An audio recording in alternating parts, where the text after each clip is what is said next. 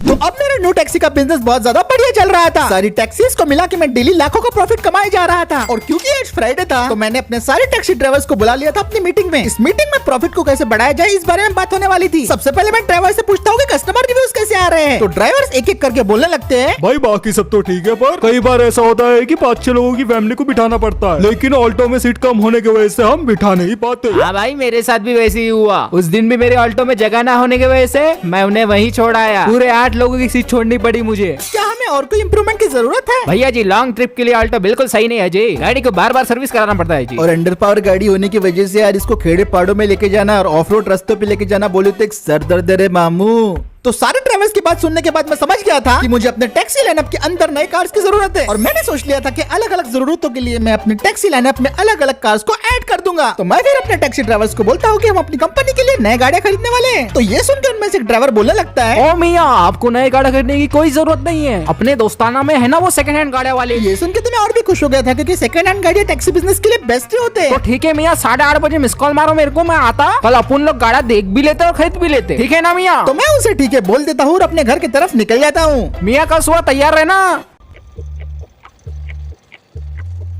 अब अगली सुबह मैं काफी जल्दी उठ गया था और नहा धो के मस्त में पैसे के साथ तैयार था। लेकिन जिस टैक्सी ड्राइवर के साथ मुझे शोरूम से न्यू कार्स को देखने जाना था उसे आने में काफी टाइम लग रहा था। मैंने पूरा 15 मिनट इंतजार किया और फाइनली उसके बाद मेरा टैक्सी ड्राइवर आ ही जाता है। फिर उसके बाद मैं टैक्सी की तरफ जाने लगता हूँ, टैक्सी का दरवाजा खोल के अंदर बैठ जाता हूँ। सॉरी मियाँ, टाइम हो गया आने को। कोई बात नहीं भाई, सबसे पहले हम कहाँ जा रहे हैं? एक अपने दोस्त आने वाला है वाद भाई करके, उसने OLX पे डाला था, उसके बाद जा रहे हैं आज अपन। तो मियाँ चलते गुग्गुस। उसके बाद वो अपनी गाड़ी को स्टार्ट करता है और हम लोग न्यू कार्स को देखने के लिए निकल पड़ते हैं सीधा अपने शोरूम की तरफ। अब रास्ते में तो मेरे दिमाग में बस एक ही बात चल रही थी कि बिजनेस के लिए मुझे ऐसी कार्स खरीदनी है जो सस्ती भी हो, उसमें ज्यादा लोग बैठ भी पाए और उसमें खूब सारी पावर भी होनी चाहिए। और फिर थोड़ी देर चलने के बाद हम लोग आ गए थे गांव के एरिया में। सबसे पहले तो हमने झरपट नदी को क्रॉस किया और फिर मैं ड्राइवर से पूछ रहा था कि भाई ये कौन से जंगल में ले आए मुझे। अरे मियाँ, बताया तुमको वाद भाई करके है, वो इधर ही चले थे गुग्गुस में। इनके पास गाड़ियाँ मस्त है मियाँ, उनके टैक्सी वाले बिजनेस में खुद काम आते, पर ध्यान रखना मियाँ, वो बाता के बंदर है वो। फिर उसके बाद हम लोग जंगल में और भी ज्यादा आगे बढ़ने लगते हैं और काफी देर तक जंगल के अंदर चलने के बाद फाइनली हम लोग एक स्टॉक यार्ड में पहुंच जाते हैं जहाँ पे काफी सारी सेकंड हैंड एम्बेसडर गाड़ियाँ रखी हुई थी। अरे मियाँ पहुंच गए अपन, गाड़ियाँ देख लो बोला। ये सुनने के बाद मैं उसे बोलता हूँ कि यार मैंने तो ज्यादा सीट वाली गाड़ी के बारे में बात की थी, ये तो सारी की सारी एम्बेसडर गाड़ियाँ हैं। तुमको लगता भी है भाई कि अपने बिजनेस में काम आ सकती है? अरे देख तो लो मियाँ एक बार, क्या पहले के पहले। तो मैं उसे ठीक है बोलता हूँ और फिर गाड़ी से उतर जाता हूँ। अब इस बंदे की बात वैसे तो सही थी, इन एम्बेसडर गाड़ियों पे मैं छोटा मोटा इन्वेस्टमेंट करके अच्छा खासा पैसा कमा सकता हूँ टैक्सी से। तभी इतने में वो जो टैक्सी वाला बोलने लगता है, मियाँ तुम जरा गाड़ियाँ को चेक वगैरह करो, मैं वाद भाई से मिल के आता हूँ। और हो सके ना मियाँ टेस्ट ड्राइव भी मार लेना, वो चाबे लगा के रखता हूँ। और वाद भाई है जी।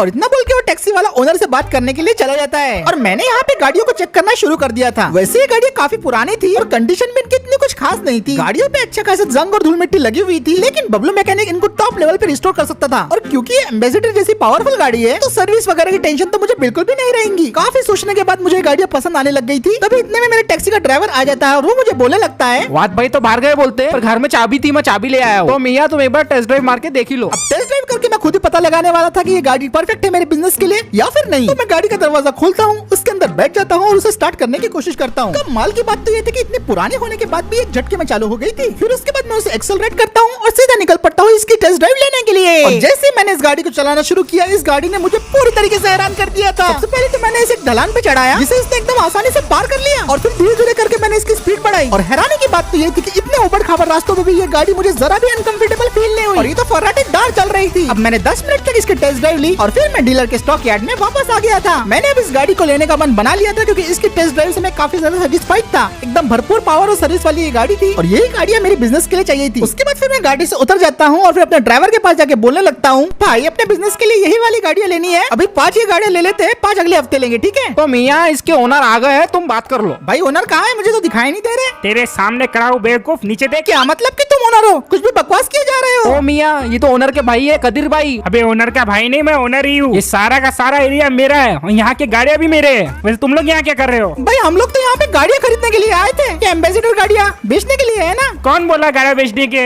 ओ मियाँ, कल ही बात हुई ना वाद भाई से व्हाट्सएप पर, बेचने के ना बोले गाड़ियाँ। अरे बाप, तू किसके बात में आ रहा? मालक मैं हूँ, उसने बोल लिया, तूने मान भी लिया कि बिक रही गाड़ियाँ। गाड़ियाँ नहीं बिक रही इधर। ये सुन के मैं उसे बोलता हूँ कि भाई ऐसा मत कर, मुझे ये गाड़ियाँ बहुत पसंद आ गई है और मैं इसे खरीदना चाहता हूँ, लगे तो मैं तुझे एक्स्ट्रा पैसे भी दूंगा इन गाड़ियों के लिए। तो वो मुझे बोलने लगता है, ना ना ना, गाड़ियाँ तो नहीं बिकी हैं। छोटे को बता के आना पड़ता, मेरे पीछे पीछे गाड़ा बेचने के बात हो जा रहे हैं। बोलते हैं हट, जाता है इसकी अच्छी निकालता आज मैं, दादा के गाड़ा बेचने की बात कर रहा।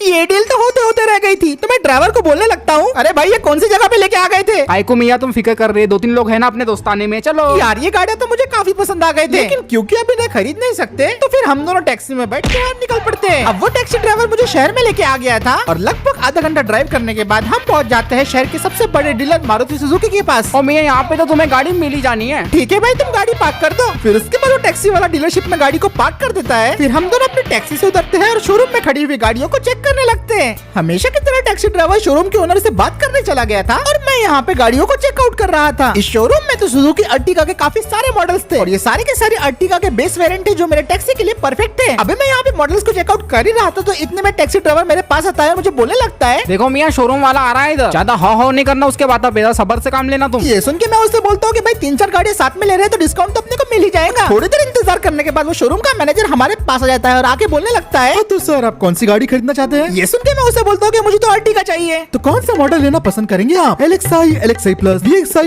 VXi optional, ZXi, ZXi plus, ZXi plus optional, CNG में चाहिए आपको या फिर आपको ऑटोमेटिक गाड़ी चाहिए सर? इतने सारे ऑप्शन सुन के मेरा दिमाग चकरा गया था। तो मैं उससे बोलता हूँ कि भैया मैं टैक्सी कंपनी वाला हूँ, मुझे बेस मॉडल ही चाहिए। अच्छा तो आपको गाड़ी टैक्सी के बिजनेस के लिए चाहिए सर, पर उसके लिए तो अर्टिगा टूर का स्पेशल मॉडल आता है। तो ठीक है भाई, हम अर्टिगा के टूर मॉडल ही ले लेंगे, पर वो मॉडल तो अवेलेबल है ही नहीं ना सर। पर आप अगर मेरी थोड़ी सी जेब गरम करो तो शायद से मैं आपके लिए वो मॉडल। अब ये बंदा बेस मॉडल लेने के लिए मुझसे एक्स्ट्रा चार्ज कर रहा था। अरे भाई लेकिन इसकी क्या जरूरत है सर, वो स्पेशल मॉडल है, आपको जल्दी चाहिए तो जल्दी पे भी करना पड़ेगा ना। और जब वो बंदा मुझे समझा रहा था मॉडल के लिए, तभी इतने में वहाँ पे 2 पुलिस की गाड़ी आ जाती है। गाड़ी के अंदर बैठे हुए पुलिस वाले बोल रहे थे कि अपने हाथ ऊपर करो, हमने तुम्हें चारों तरफ से घेर लिया है। और ये सुनते ही मेरी फटके हाथ में आ गई थी, मुझे लग रहा था कि मुझे फिर से जेल में जाना पड़ेगा। अरे बाबा ये पुलिस कहाँ से आ गई? फिर उसके बाद वो पुलिस वाले गाड़ी से उतर जाते हैं और हमारे पास आके हम सभी को घूरने लगते हैं। और मुझे तो ये सब देख के लग रहा था कि मैं तो लंबे समय के लिए अंदर जाने वाला हूँ, पर अचानक से कुछ अनएक्सपेक्टेड होता है। वो पुलिस वाले भैया मैनेजर की तरफ गुस्से से देखते हैं और देखते ही देखते वो मैनेजर को एक जोरदार मुक्का मार देते हैं। सर आप पागल हो गए क्या?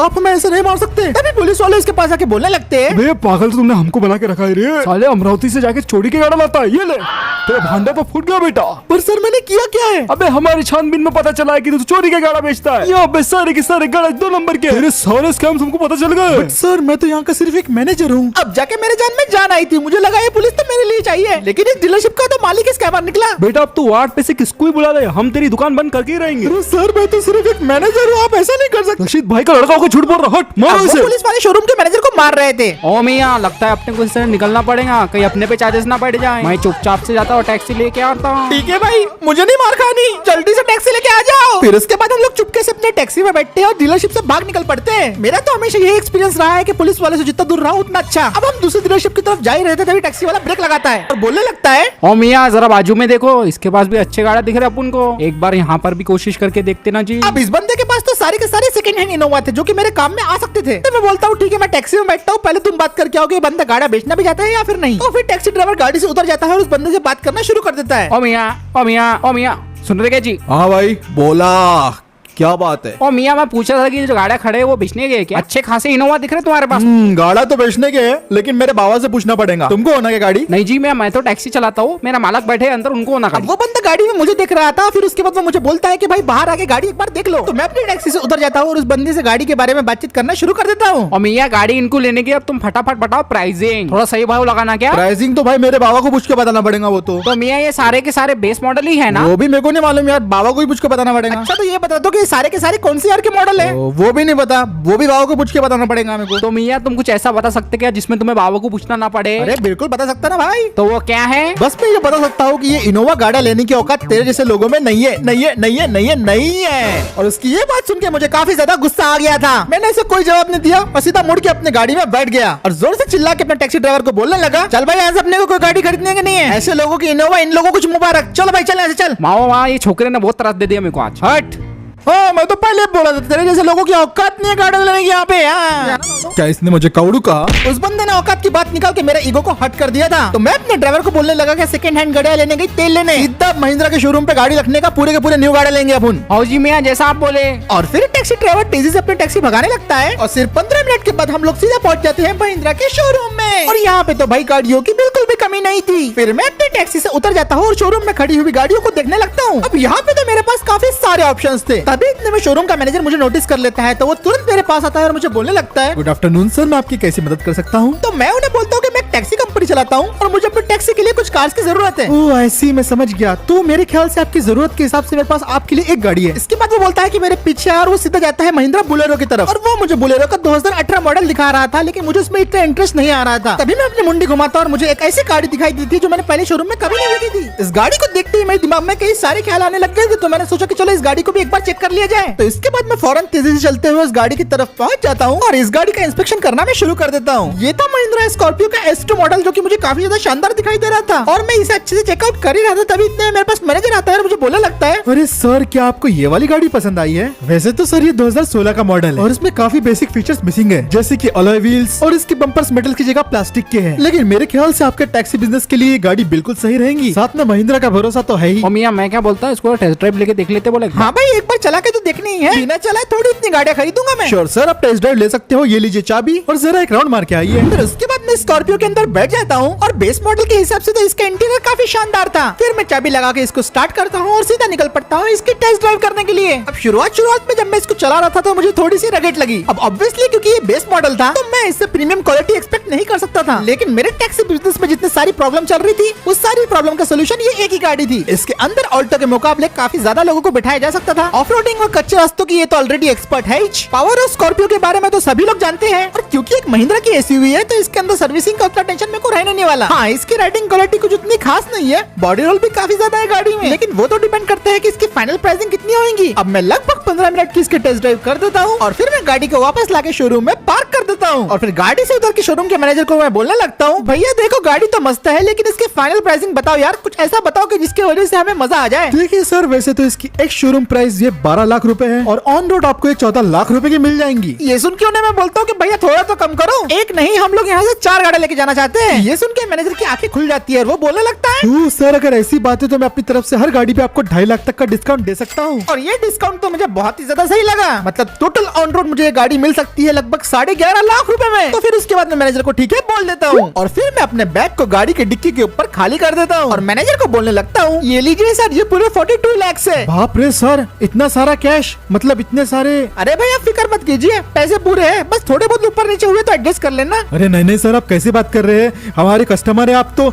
अरे यार, इतनी सारी गाड़ियाँ खरीदने के लिए थैंक यू। हाँ, तो डिलीवरी कब मिलेंगी अब इन गाड़ियों की? वो तो आज ही दे दूंगा सर। और बल्लू जल्दी गाड़ी तैयार कर, 4S2 मॉडल मूसा भाई के लिए। और अब जाके फाइनली मैंने अपने टैक्सी बिजनेस के लिए परफेक्ट कार को खरीद लिया था। और भाई मैंने तुमको दिन भर घुमाया, मेरे को स्कॉर्पियो चलाने देना पर। ठीक है भाई, 4 में से 1 स्कॉर्पियो तुम्हारी, लेकिन ट्रिप अच्छे मारना।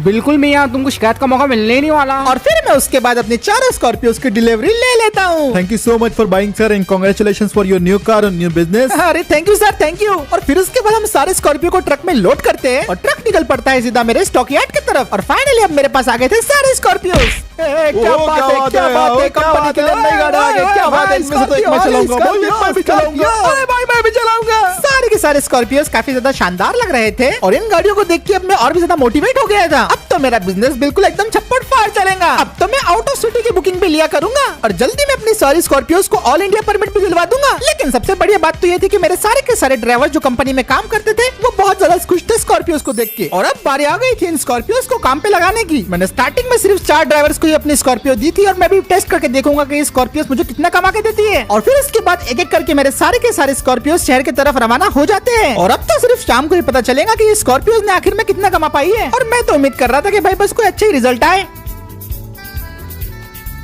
अब शाम को सारी टिप्स पूरे होने के बाद सारे स्कॉर्पियो वाले वापस आ जाते हैं और सारी की सारी अर्निंग मुझे शो करते हैं। जब मैंने सारे पैसों को काउंट किया तब मुझे लिटरली अपनी आंखों पे यकीन नहीं हुआ। इन 4 ड्राइवर्स ने इन 4 स्कॉर्पियो के साथ मिलकर लगभग 1 दिन के अंदर ही 2 लाख रुपए के ऊपर कमा लिए थे। ये पूरा दिन नहीं था, ये था लिटरली सिर्फ 5 घंटे। 5 घंटे के अंदर 2 लाख रुपए।